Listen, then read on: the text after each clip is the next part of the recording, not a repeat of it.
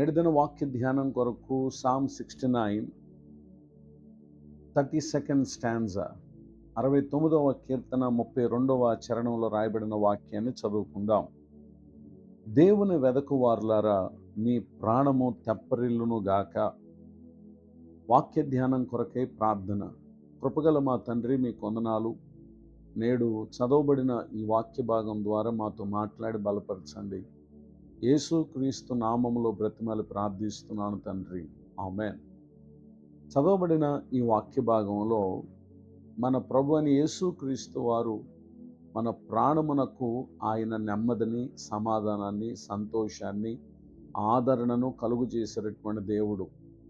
ఇట్టి స్థితి ఒక వ్యక్తి తన జీవితంలో పొందాలి అనంటే మనము మన అవసరతల నిమిత్తం, మనం ఎదుర్కొంటున్నటువంటి శ్రమను బట్టి, కష్టములను బట్టి, లోకంలో ఉన్నటువంటి స్నేహితులను, బంధుమిత్రులను మనం ఆశ్రయించినట్లయితే మన జీవితాలు నెమ్మది పొందకపోవచ్చు.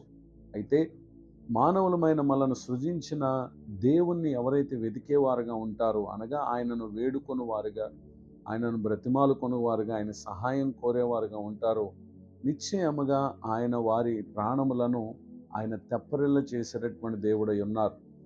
ఈ దీవెనను గురించి book of Jeremiah chapter 29 verse 12, ఇర్మియా గ్రంథం 29వ అధ్యాయము 12వ వచనంలో, మీరు నాకు మొరపెట్టుదురేని, మీరు నాకు ప్రార్థన చేయుచు ఒత్తురేని, నేను మీ మనవి ఆలకింతును. మీరు నన్ను వెదకిన ఎడల, పూర్ణ మనసుతో నన్ను గూర్చి విచారణ చేయని ఎడల, మీరు నన్ను కనుగొందురు, నన్ను నేను మీకు కనుపరుచుకొందును. ఇదే యెహోవా వాక్కు.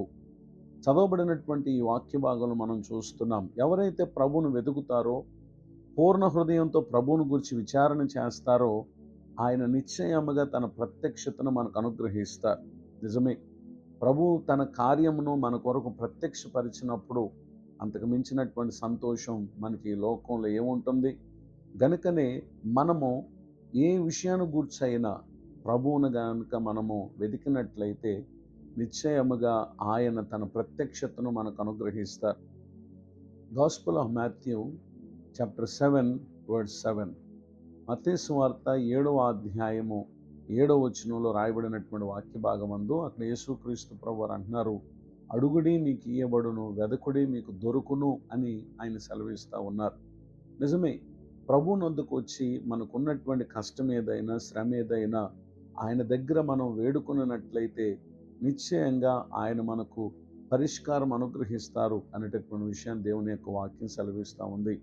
ఎక్కడెక్కడో మీ సమస్యకు పరిష్కారాన్ని వెతికి, మీ ప్రయాసం వలన, మీ కష్టం వలన మీకు ఉన్నటువంటి సమస్యలు లేక ఆర్థిక ఇబ్బందులు తొలగిపోతాయని దివారాత్రులు కష్టపడుతూ ఏమాత్రము దేవుని యొద్దకు రాకుండా ఇప్పటి వరకు మీరు కాలాన్ని వ్యర్థపరిచారేమో, ఈ దినమందైన ప్రభు దగ్గరికి రండి. ఆయన మీ ప్రాణమునకు నెమ్మదినిస్తారు.